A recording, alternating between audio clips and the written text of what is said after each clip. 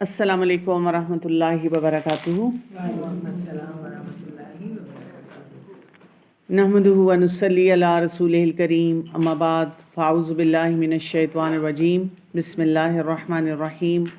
رب اشرح لی صدری ویسر لی امری واحلل عقدۃ من لسانی یفقہوا قولی. اچھا جی، 2-3 چیلنجز اس پہ بھی بات کر لیتے ہیں. پہلے حجاب سے ریلیٹڈ ایک سوال اور بہت آتا ہے کہ ڈریس کے بارے میں، جیسے ساڑی کا سوال ہوتا ہے کہ کچھ آج کل فیشن میں بھی ہے ساڑی، اور بچیاں بھی پہنتی ہیں، کچھ لوگ ویسے ساڑی پہنتے ہیں. تو وہ پوچھتے ہیں کہ کیا ہم ساڑی پہن سکتے ہیں اگر ہمارا کوئی باڈی پارٹ نظر نہ آ رہا ہو اور ہم نے بال بھی ایسے کور کیے ہوں کہ وہ شو نہ ہو رہے ہوں. تو کیا خیال ہے، پہن سکتے ہیں کہ نہیں پہن سکتے؟ ہاں یا نا؟ جی بالکل پہن سکتے ہیں. ٹھیک ہے، آپ پہن سکتے ہیں. ظاہر ہے جب آپ نے باہر جانا ہے تو پھر باہر کا جو ڈریس کوڈ ہے وہ اور ہوگا. لیکن اگر آپ فیمیل گیدرنگ میں بیٹھے ہوئے ہیں اور آپ ساڑی پہننا چاہ رہے ہیں، اس سے آپ کی باڈی بھی پوری کورڈ ہے، آپ کا مطلب سطر ایکسپوز نہیں کہیں سے ہو رہا، کوئی بے حیائی والا کوئی بلاؤز نہیں ہے ایسا. اور ساڑی بلکہ مجھے لگتا ہے کہ اگر آپ پہنتے ہیں تو وہ تھوڑا سا کھلا سا آپ کی باڈی کو زیادہ اچھی طرح کور بھی کر لیتی ہے. اگر آپ کا بلاؤز پورا ہے یہاں تک اور آستینیں پوری ہیں تو جی. اور یہ کہ آپ نے مطلب اگر گھر کے جیسے مرد وغیرہ گھر کے اندر ہیں اور آپ نے اپنا بال شال جیسے ہوتا ہے ان کو بھی کور صحیح طرح سے کیا ہوا ہے تو آپ پہن سکتے ہیں. پلو بھی بہت اچھا کور ہے. مطلب آپ جیسے لیڈیز میں بیٹھے ہیں تو آپ تھوڑا سا ریلیکس بیٹھ سکتے ہیں، اور اگر کوئی ایسا مرد آ جائے گھر کا تو آپ پلو کو تھوڑا سا اچھی طرح سے ڈھانپ لیں اپنے آپ کو. ڈاکٹر صاحب ساتھ میں گاؤنس بڑے اچھے ساڑیز کے ساتھ نا، وہ لانگ جو ہے نا. کوئی بھی فیشن ہو، آپ نے صرف بیسکس جو ہے نا ان کو اسٹرانگ رکھنا ہے اس میں نا.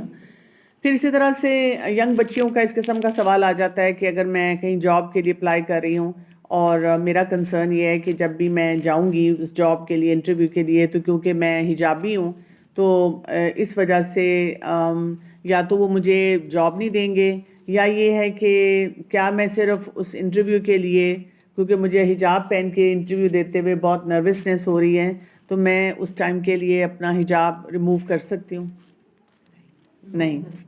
یعنی پہلی بات تو یہ کہ آپ ایسی جاب کے لیے جب اپلائی کریں گی جہاں پہ آپ دین کو کمپرومائز کریں گی تو آپ کے کمپرومائزز کم نہیں ہوں گے، بڑھتے چلے جائیں گے.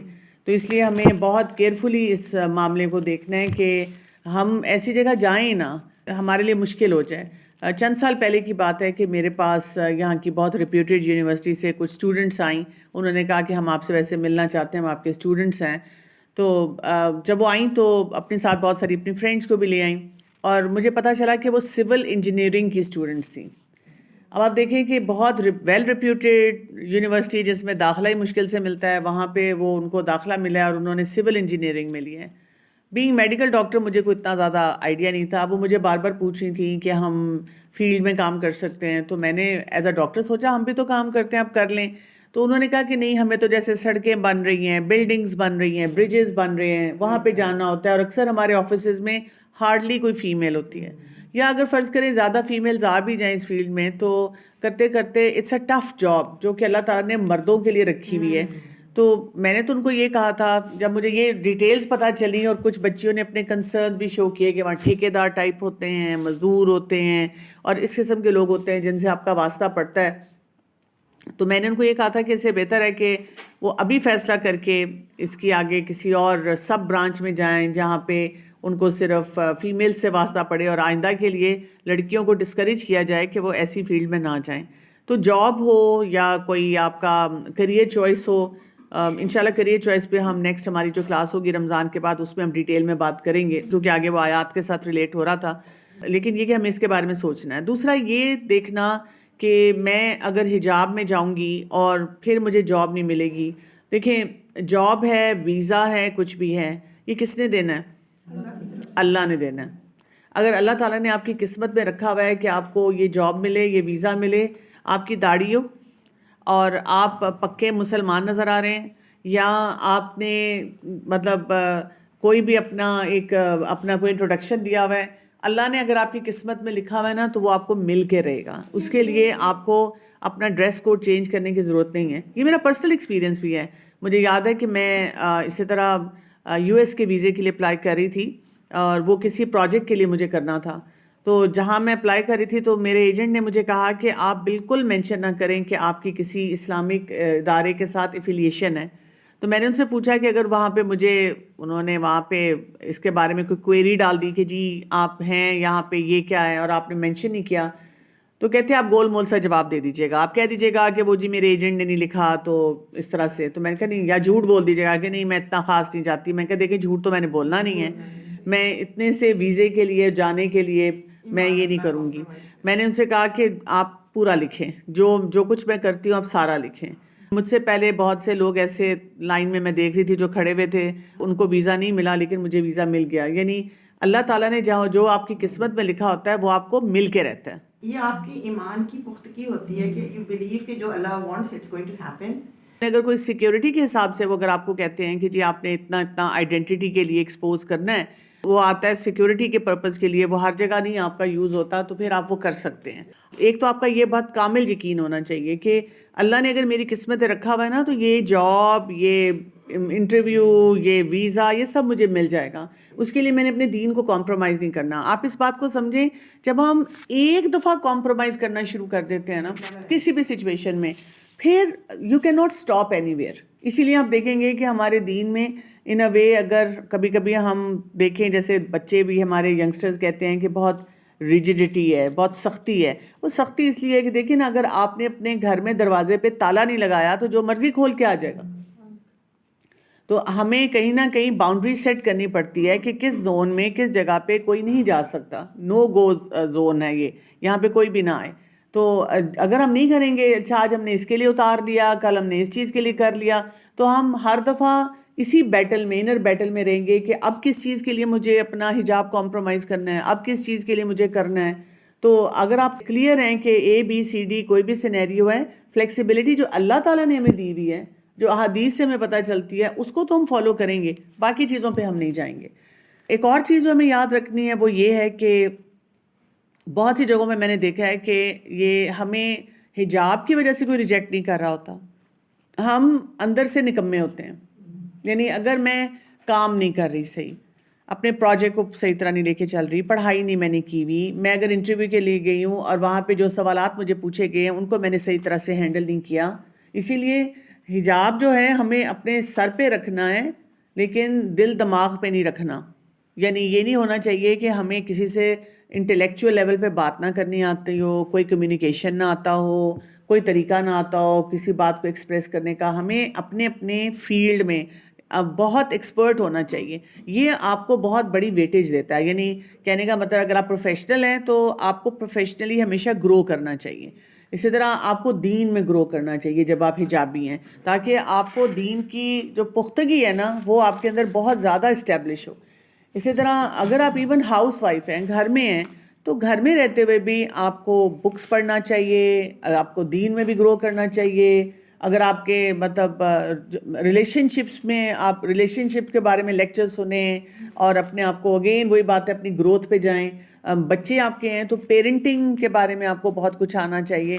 یعنی اتنا کچھ ہے سیکھنے کے لیے تاکہ کوئی بھی کبھی کسی حجابی کو یہ دیکھ کے نہ کہہ سکے اور اس وجہ سے ریجیکٹ نہ کرے کہ جی اس کو تو کچھ آتا ہی نہیں ہے اور کیا فائدہ اس سے بات کرنے کا. ٹھیک ہے. سپورٹس کے بارے میں کیا خیال ہے؟ اگر کسی کی سپورٹ پیشن ہے, کوئی لڑکی کہتی ہے کہ جی میں بہت سپورٹی ہوں اور مجھے بہت شوق ہے, اس کو ہم کیا مشورہ دے سکتے ہیں, اور وہ حجاب کے لمٹس میں رہنا چاہتی ہے؟ یا تو اتنا کور کر کے دکھے نہیں تو ایسی جگہ ہو جہاں پہ مرد نہ ہو. جی, پہلی بات تو یہ کہ سپورٹس کو لے سکتے ہیں لیکن سپورٹس کے لیے ہونی چاہیے, وہ لائف سٹائل نہیں ہونا چاہیے. یہ نہیں ہے کہ آپ نے سپورٹ کو جو آپ نے اپنی زندگی میں شامل کیا ہے تو وہ اب آپ کی زندگی کا وہی کیریئر بن گیا آپ کا. ٹھیک ہے. اگین اس کو ہم کیریئر میں اچھی ڈیٹیل سے ڈسکس کریں گے کہ کیریئر کو کیسے آپ نے لینا ہے. تو سپورٹس کی ناٹ بی اے کیریئر, کیونکہ جب آپ سپورٹس کو ایز اے کیریئر لے رہے ہوتے ہیں اس میں زیادہ فیم آتا ہے. آپ صرف شہرت کے لیے کر رہے ہیں نمبر 1, اور آپ پیسہ کمانے کے لیے کر رہے ہیں. کچھ لوگ کہتے ہیں کہ ہم اس سے جو پیسہ کمائیں گے وہ دین کے راستے میں لگا دیں گے, لیکن یہ آپ کی پرسنالٹی کو اس طرح بلڈ نہیں کرتا. تو اسلام ایک سپیس دیتا ہے سپورٹس کی کہ آپ ایکٹیویٹیز کریں, اپنے آپ کو فٹ رکھیں, ہیلدی رکھیں. اللہ تعالیٰ نے تو ہماری باڈی ایسی بنائی ہے کہ اگر ہم سپورٹی نہیں ہوں گے تو ہمارے مسلز جو ہیں وہ ویک سے ویک ہونا شروع ہو جائیں گے, بیلنس خراب ہو جائے گا. ہم بہت سارے کام نہیں, جیسے ہم بڑی عمر میں آ کے اسی لیے فزیکل ایکٹیویٹی جب چھوڑ دیتے ہیں تو وہ ہمارے مسئلے اور فریکچرز اور بیماریاں جو وہ بڑھنا شروع ہو جاتی ہیں. تو اسپورٹی تو ہمیں ہر ایج میں ہونا چاہیے.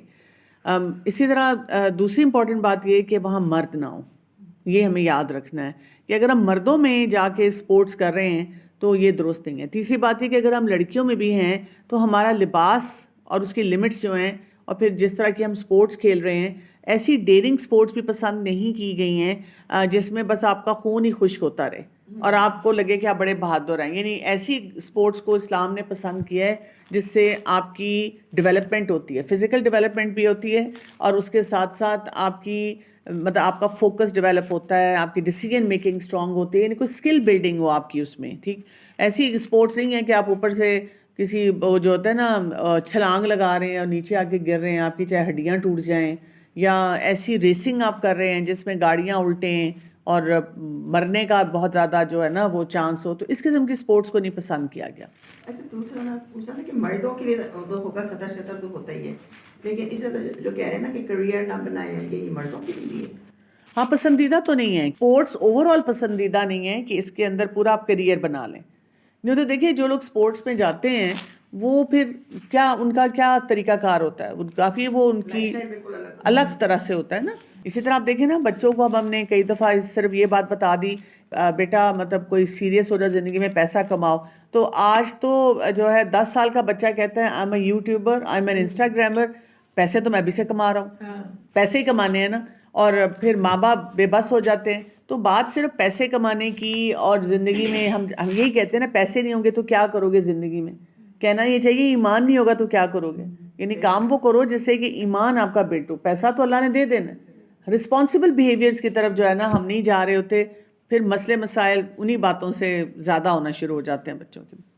یہ ابھی پچھلے دنوں یہاں اسلام آباد میں جو واک ہوئی تھی, لیڈیز بھی تھیں اور بہت ساری ابائے والی لیڈیز تھیں, تو ایک تو ان کا چال ڈھال وہ تیز ہے مردوں میں اور وہ تھی, تو وہ بڑا عجیب سا لگ رہا تھا. جی بالکل ایسی بات ہے کہ دیکھیں نا اگر آپ کا کوئی میراتھن یا ایسی کوئی واک ہے اور اس میں مرد بھی ہیں عورتیں بھی ہیں, خواتین کرنا چاہ رہی ہیں الگ سے کر لیں, خواتین کا ایک پورا اپنا ہو سکتا ہے, اس میں وہ ضرور جائیں.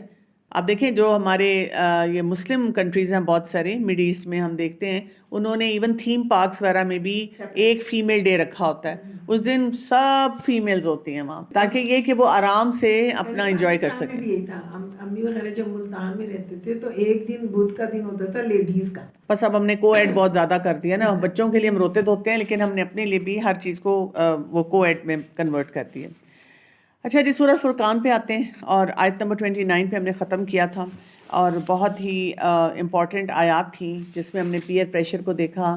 کمپنی کی بات تھی کہ لوگ آخرت میں جب جائیں گے تو اپنے ہاتھوں کو چبا لیں گے, اتنی پریشانی ان کو ہوگی, اتنا ان کو ریگریٹ ہوگا کہ ہم نے کیا کیا, ہم نے فلاں شخص کو دوست کیوں بنایا, اور جب کہ ہمارے پاس ذکر موجود تھا, قرآن موجود تھا, اور پھر بھی ہم اس سے بھٹک گئے اور شیطان نے کسی قابل نہیں چھوڑا, اور یہ بھی ہم نے رسول کے راستے کو نہیں اپنایا.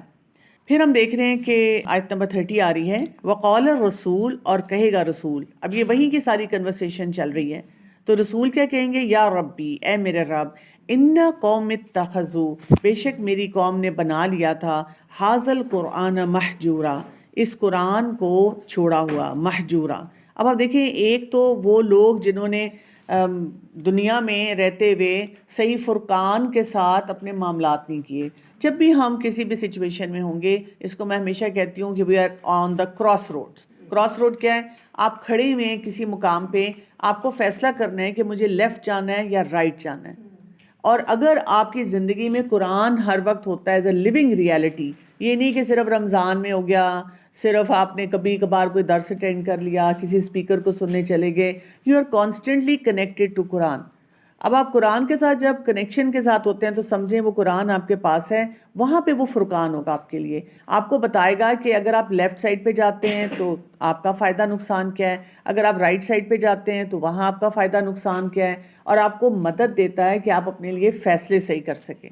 اب ہماری پرابلم کیا ہے کہ ہم نے قرآن کو جب یہ کر لیا, مہجورا, چھوڑ دیا, وہ ہماری زندگی میں نہیں تھا, تو پھر کیا ہے, قرآن ہمارے پاس نہیں ہے، اور تو یہ شکوہ وہاں پہ رسول کی طرف سے آئے گا کہ یہ جو سارے معاملات ہوئے ہیں، پیئر پریشر کے معاملات ہیں، رسول کی بات نہ سننا ہے، اور باقی جو الجھنیں ہیں، بے حیائی ہے، کیا کچھ نہیں ہے ہماری زندگی میں، یہ اس وجہ سے ہے کہ انہوں نے قرآن کو چھوڑ دیا. اور رسول کا پیغام ہی یہ تھا کہ قرآن جو ہے اس کو پکڑا جائے. تو قیامت کے دن آپ صلی اللہ علیہ وآلہ وسلم کچھ لوگوں کے حق میں اور کچھ لوگوں کے خلاف اس سلسلے میں گواہی دیں گے. اور آپ دیکھیں سب سے پہلی گواہی جو آئے گی رسول اللہ صلی اللہ علیہ وسلم کی طرف سے، وہ قریش کے خلاف آئے گی، کیونکہ آپ صلی اللہ علیہ وسلم نے قریش کو سب سے پہلی دعوت دی تھی. اور یہ جو محجورہ ہے نا، حجر سے ہے. اگر ہم ہجر بولتے ہیں تو اس کا مطلب ہوتا ہے، یعنی زیر کے ساتھ جب بولتے ہیں تو اس کا مطلب ہوتا ہے چھوڑنا. اگر ہم حجر بولتے ہیں تو اس کا مطلب ہوتا ہے نامناسب کلام. سو بہت سے مسلمان جو ہیں قرآن کا اس طرح سے مذاق تو نہیں اڑاتے. یعنی الحمدللہ ہم اگر دیکھیں تو کوئی بھی اپیرنٹلی بیٹھ کے قرآن کا اس طرح مذاق نہیں اڑا رہا ہوتا. قرآن کو چھوڑتے نہیں ہیں، ہم سب کے گھروں میں قرآن موجود ہے. لیکن پھر یہ چھوڑنا کس نیچر کا ہے، اس کو ہم نے سمجھنا ہے. لطیفے، طرح طرح کے لطیفے ہم نے جو دینی بنائے ہوئے ہیں، دین کے شعار پہ بنائے ہوئے ہیں، یا یہ کہ کچھ حصہ ہم پڑھ لیتے ہیں، وہ ہم نے ایک پنج سورہ بنا لیا اور باقی ہم نے چھوڑ دیا، باقیوں کو ہم پڑھتے ہی نہیں ہیں. ایز سچ ہم تھوڑا بہت کہیں اٹینڈ کر لیتے ہیں، لیکن ہماری زندگی سے اس کا کوئی تعلق نہیں ہوتا. تو چھوڑنے کی بہت سارے طریقے ہیں. اس کو ہم نے ایک معزز کتاب تو سمجھ لیا، اس کو ڈھانپ کے رکھ لیا. ڈھانپ لیا تو سمجھیں آپ کی نظروں سے دور ہو گیا. تو پھر یہ کہ درجے ہیں مختلف چھوڑنے کے. جیسے کچھ لوگ ایسے ہوں گے جو کہ ایمان ہی نہیں لاتے، مانتے ہی نہیں ہیں قرآن کو. کوئی یہ کہ ایمان تو لے کر آتا ہے لیکن پڑھتا نہیں ہے. کہتا ہے ہاں بچپن میں وہ میری ایک آمین ہو گئی تھی، تکمیل ہو گئی تھی، بس اس کے بعد تو actually life is so tough, زندگی میں رہتے ہوئے اپنی پڑھائیاں بھی تو کرنی ہے، وہ ان میں پڑھ گئے. پھر اسی طرح کچھ لوگ جو تھے وہ صرف تلاوت کرتے رہ گئے، انہوں نے اس طرح سے چھوڑ دیا، تلاوت سے آگے کچھ سوچا ہی نہیں کبھی. اور اس میں ہم یہ نہیں کہیں گے کہ وہ جاہل تھے، وہ بیچارے پڑھے لکھے نہیں تھے تو اس لیے تلاوت کر رہے تھے. نہیں، اس میں بہت پڑھے لکھے لوگ بھی شامل ہیں، اتنی بڑی بڑی ڈگریاں ہوں گی، بڑے بڑے نام ہوں گے، لیکن اس سے بیونڈ انہوں نے کچھ نہیں کیا. یا یہ کہ کسی قسم کی کوئی فکری رہنمائی نہیں دی انہوں نے. اپنے مسائل کا حل جو تھا خود اپنے آپ کو سیلف میڈ کہہ کے پروپوگیٹ کرتے رہے کہ میں سب کچھ کر سکتی ہوں، لیکن انہوں نے کبھی بھی دین کی نظر سے اپنے مسائل کو حل کرنے کی کوشش ہی نہیں کی. یہ بھی چھوڑ دینا ہوتا ہے. پھر غور و فکر ہی نہیں کیا، محجورہ سطحی طور پہ پڑھا لیکن کبھی اپنی لائف سے ریلیٹ نہیں کیا. تو قرآن تو فرقان ہے، اور ابھی ہم سورہ فرقان پڑھ رہے ہیں، تو اس کو فرقان سمجھنا کتنا زیادہ ضروری ہے. مقصد یہ کہ اس کو فرقان نہیں بنایا، حاضل قرآن محجورہ، نہ اس کی تلاوت کی پابندی ہو رہی ہے، نہ اس کو سمجھا جا رہا ہے، نہ اس پہ عمل کیا جا رہا ہے. آپ صلی اللہ علیہ وسلم نے فرمایا، انس رضی اللہ عنہ سے یہ روایت ہے، جس شخص نے قرآن پڑھا مگر پھر اس کو معلق کر کے گھر میں رکھ دیا، نہ اس کی تلاوت کی پابندی کی، نہ اس کے احکام پر غور کیا، قیامت کے روز قرآن اس کے گلے میں پڑا ہوا آئے گا اور اللہ کی بارگاہ میں شکایت کرے گا کہ آپ کے اس بندے نے مجھے چھوڑ دیا تھا، اب آپ میرے اور اس کے معاملے میں فیصلہ فرمائیں. اور اسی طرح ایک اور حدیث میں پتہ چلتا ہے نا، قرآن یا تو تیرے حق میں حجت ہوگا یا تیرے خلاف.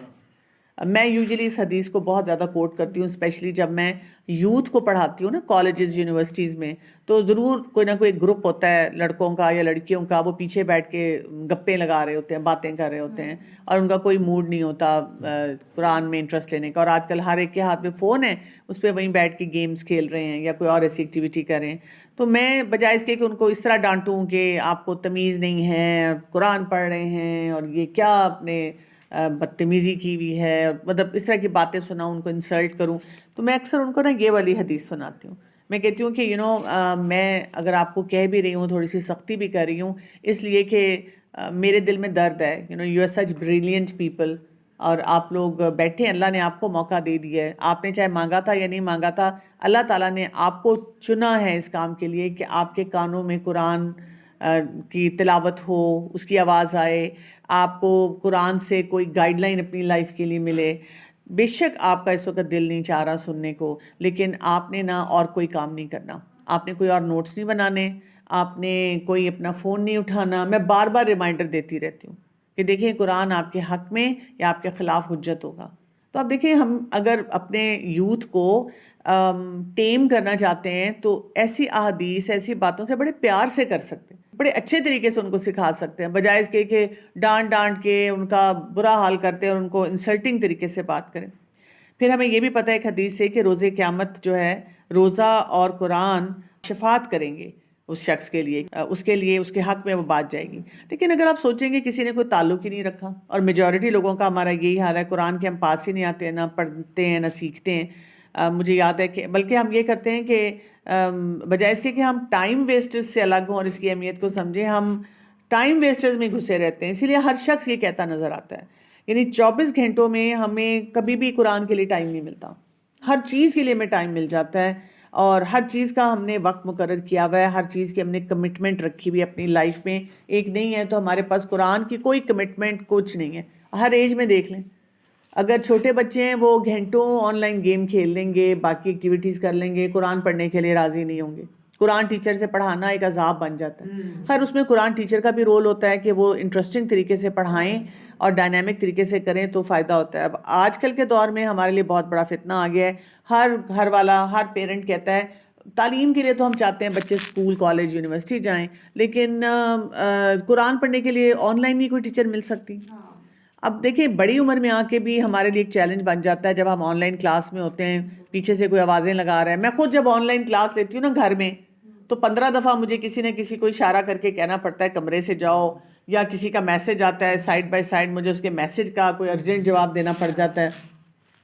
تو جو سن رہا ہے صرف وہ تو بہت ہی کیجول ہو جاتا ہے۔ تو بچوں کے لیے جب بھی مجھے کوئی پوچھتا ہے کہ یعنی کوئی ہمیں قرآن ٹیچر دے دیں، تو میں ان کو کہتی ہوں کہ بیسٹ ہے کہ آپ اپنے گھر کے پاس ڈھونڈیں، اور آن لائن جب بھی بچہ پڑھے گا اس کو ایک کنیکشن چاہیے 5 سینسز کے تھرو، تو اس کنیکشن کو مس آؤٹ نہ کریں اور آپ ڈھونڈیں، کوشش کریں تھوڑی سی۔ باقی چیزوں کے لیے بھی تو ہم اتنی کوشش کریں۔